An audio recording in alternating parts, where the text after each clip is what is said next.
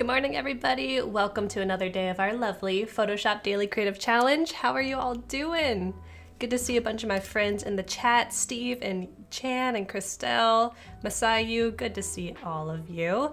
If you are new to the challenge, let me just introduce myself really quick. I'm Kathleen Martin. I'm a designer here at Adobe, and I'm here to teach you a little bit of Photoshop. So for the next 2 weeks, we're gonna be going over the basics of Photoshop every morning here on Behance. But you can always hang out with us on Discord as well, 24/7 to get feedback on your work.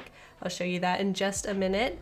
But before we jump into it, everyone just let me know how you're doing. Where are you watching from? Are you new? Are you a veteran? Let me know. Andrew, good to see you. Frank, hello, good friend. Ralph, you too. Kathleen in the house. What's up, Paco? How you doing? All right, so let's jump over to the challenge page so that I can give you a little bit of a preview. Good to see you too, Suba. Thank you for being here. I'll pop this open, get this lower third out of my face. Get out of here. Get out. There we go. All right. So if you want to join us on the challenge, this is where you can do that, where you can subscribe and get notifications every day. It's behance.net/challenge/Photoshop, and you just press this big blue beautiful button to do that. If you scroll down, you're going to see that today we're going to be covering transform tools. So basically, how do I make something smaller in Photoshop? How do I make something bigger in Photoshop? How do I skew something in Photoshop? We're going to be skewing a really cool kind of checkerboard pattern today to make one of our drink can mock-ups. Wow, the chat is popping today. Mercurial, it's your 1 year Adobe Live anniversary. It's around here somewhere. So good to have you. I can't believe it's already been a year. That's amazing. Jan, I do not do the Illustrator DCC. I mean, I haven't yet. I could in the future. Love me some Illustrator. But I mostly focus on Photoshop. So if you want to get the files that I'm going to be using here today, you can go to this page and click Get Started, and it will take you to some CC files. Thank you, Gus, for uploading these, where you can get the can mock-up I'm going to be using, you can get the checkerboard pattern that I'm going to be using, and this texture pattern, or just texture that I apply to all of my work so that it has a nice cohesive look. So let's pop over to Photoshop. This is what we're going to be making. Also, a little hot tip, if you double-click Adobe Photoshop at the top of your application, if you're using Mac, I don't know if this works for PC as well, it will fill Photoshop to your screen. Cute little UI trick. What's up, Ant? Good to see you. Kirsty says, I've been on Adobe since 2019. Oh my gosh. 2020 didn't count, so I guess that's only 2 years. No, it's 3. That's awesome. Sean says, making my mood board for the DCC right now, a bit behind. Wow, Sean, I love the background work that you're doing. That's amazing. What's up, Ted? Sean, I'm curious what your theme is for your drinks. Tell me. Nourish, now this feels like I can go into warp mode. Yes, so as you can see, there's the checkerboard pattern here. This is my psychic cider. But it is transformed a bit with the perspective warp to make it look like there's some movement going on, like maybe we're in a checkerboard room, very psychic looking. So let me show you how I achieved this look. First things first, we need to get into our smart object within our can mockup so that we can apply our designs to our can. If you're using the can mockup, make sure you just double click into this, put your design here, thumbnail, just double click right there, and that will take you into our working file. I'm going to zoom in a little bit with Command plus, and let's just turn off all of these layers so that we can get a fresh start. You can turn off the visibility of a layer by just clicking this little eyeball. It doesn't delete the layer, it just turns it off so you can't see it. And we're going to turn everything off so that we can start fresh. Now, in that starter file, like I mentioned, I included this checkerboard pattern. You can download it and then just drag the pattern file into Photoshop or onto your Photoshop application icon. And then you will have this nice background pattern that you can scale up, scale down infinitely. Very cool. Whoa, that's a lot to look at. But I'll show you really quickly how you can even make this yourself. So let's turn off everything. Actually, I'm gonna make this white really quick. Turn it back on. All right, we're gonna grab our square tool rectangle tool, I guess it's called. And I'm just gonna drag out a square. It's gonna make a new square layer. I'm gonna hold down Shift to make sure that it is a perfect square. And I'm going to move it so that it is aligned with the edge of my canvas. I'm gonna transform it by going to Command T, and we want this to be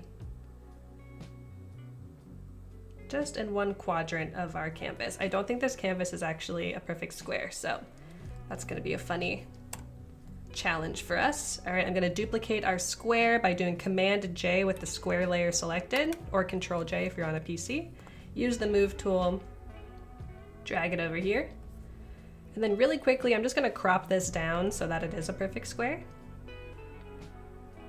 There we go, there we go. I'm gonna undo this afterwards because we don't want a perfect square for our smart object. But we have a nice checkerboard right now. And with all of our layers selected, we can go to this plus icon in our patterns window to create a new pattern.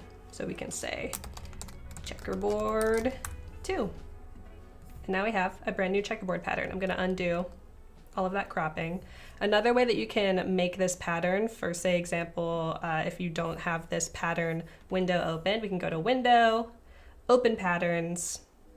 I'll reopen it because I just closed it. And there you go, that's how you can navigate to it. What's up, Chad? Oh, you're an absolute beginner from Nepal? Awesome, you are very brave. I'm proud of you. Proud of you for jumping in. Let's change this fill color to be white again and get started on our transform tools. I'm gonna delete these little squares I just made. Okay, so transform tools, really simple. Let's make another square from our rectangle tool. I am going to just drag out a shape and I'm going to fill it with a different color so that we can see it a little bit better. Perfect. And here is how we transform. So transforming in Photoshop, like I've mentioned, is just how to make things smaller, how to make things bigger, how to skew things, how to put things into perspective. And the way that you get to your transform tools is you go to Edit, Transform, and this is where all of your options are. You'll see it says transform path here because we're using a smart shape. We learned about those yesterday.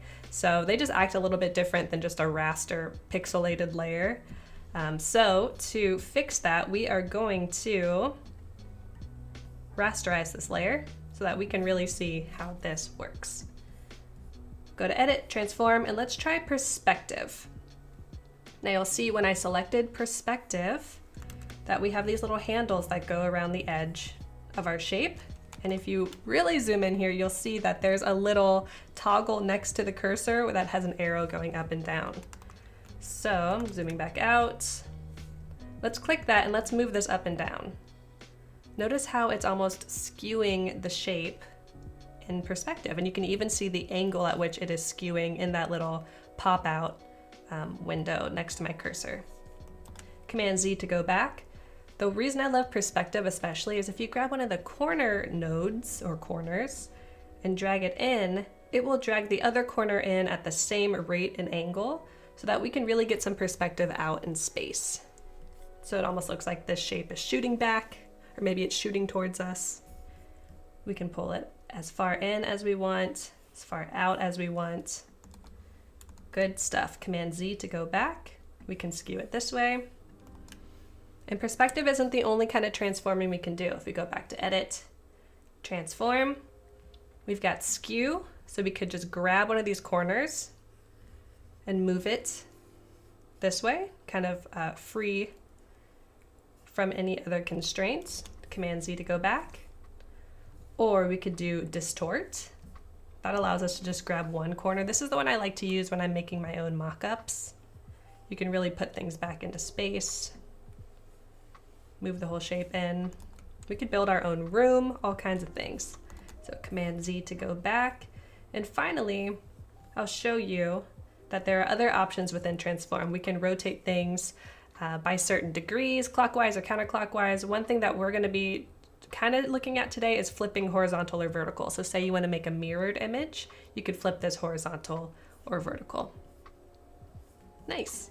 So let's make our checkerboard piece that we are going to be shooting back into space. I just deleted that layer, so we thought we can start with a new square, going back to my rectangle tool, drag it out, and I'm going to fill this with my checkerboard pattern.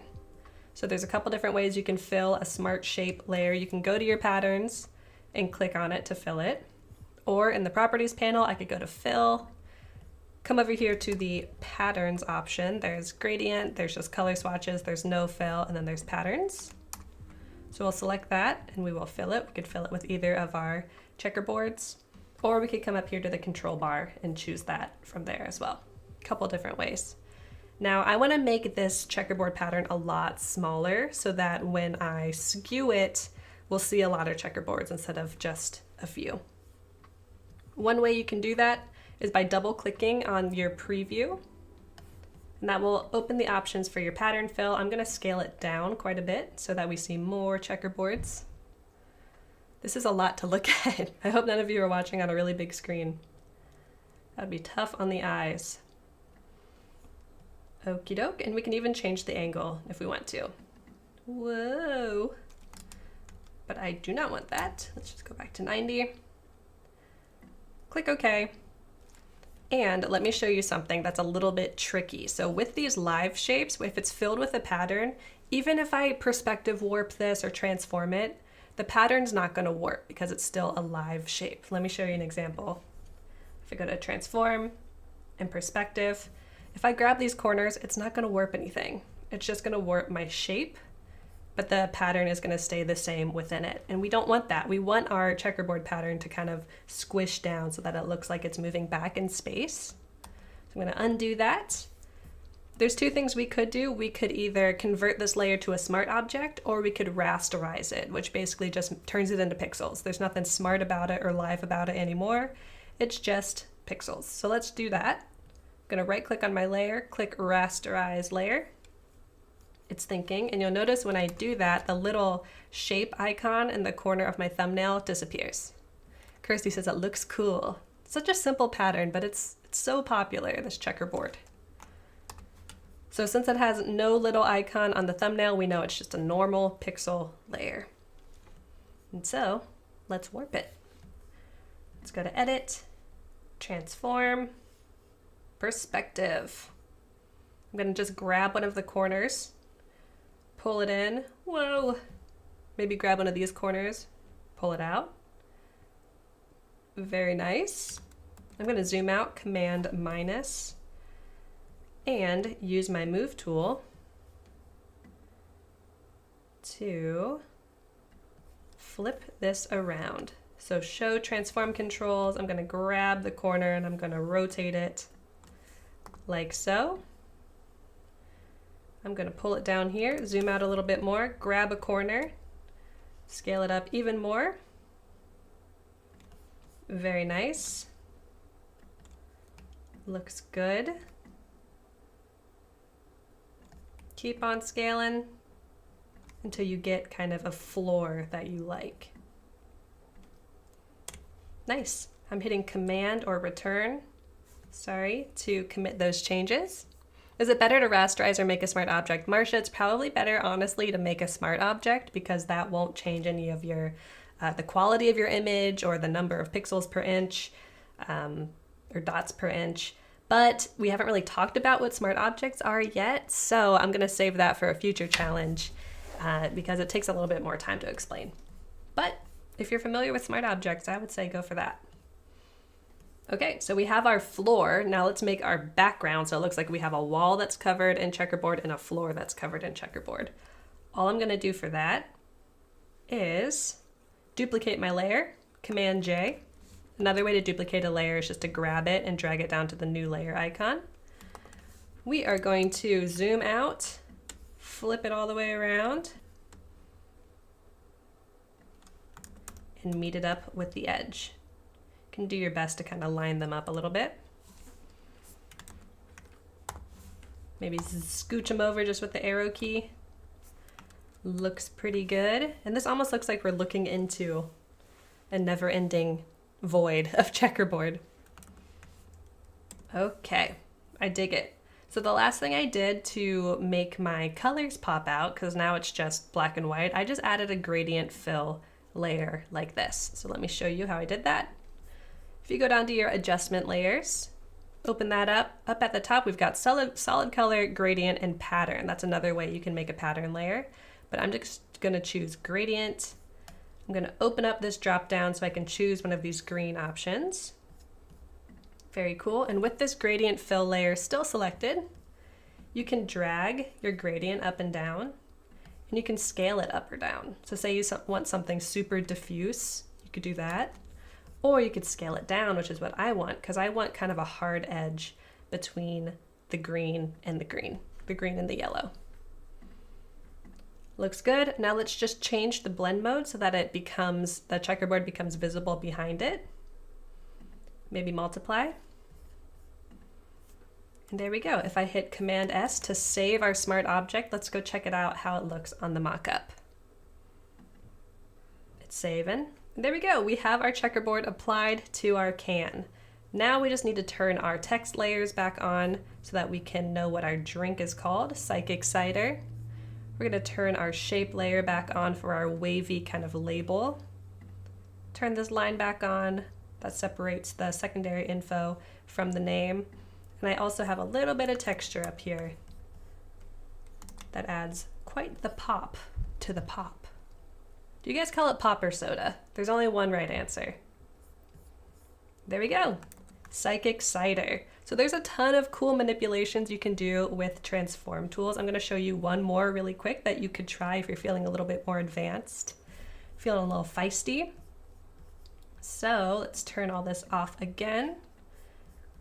And this isn't quite transforming in the way that I just showed you. I'll turn this to black. It's a different kind of transforming.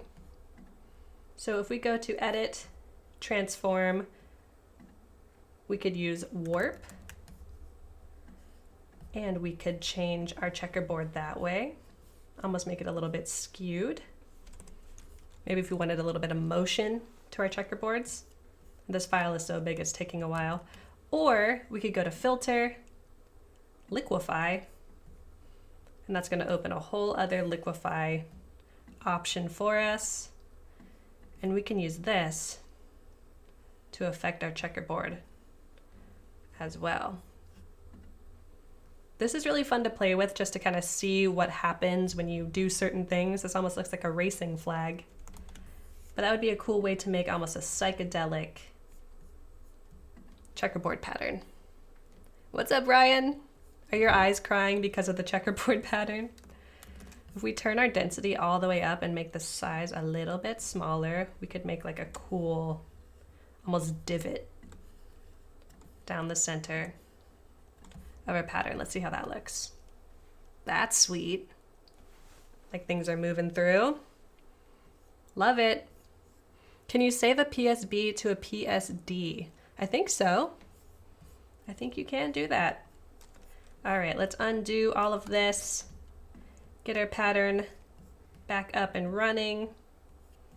Turn our shape layer back on, and I'm gonna get this exported, put it onto Discord so you guys can give me some feedback, and then I'll upload it onto Behance for my final project. Pop soda document, yes, there you go, Ryan. There you go.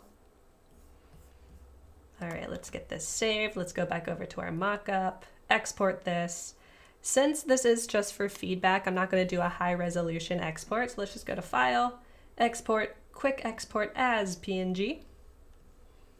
Let's see where this takes us. That's exactly where I wanted it to take us. That's perfect. Day 2, and let's say Day 2 feedback. Save it. Bump on over to Discord, and if you all want to join us on Discord, it is super duper easy to do so. Just gonna go to bit.ly/psdiscord, capital P, capital S. This is where you can post your work for feedback for the next 2 weeks or even longer. We always have these challenges running, and this is always open 24/7. So you can post your work here, get some help, If you have a question, feel free to ask it. If you just want to help other people, feel free to share your feedback and your critiques. For others, we've got an awesome work from Brad.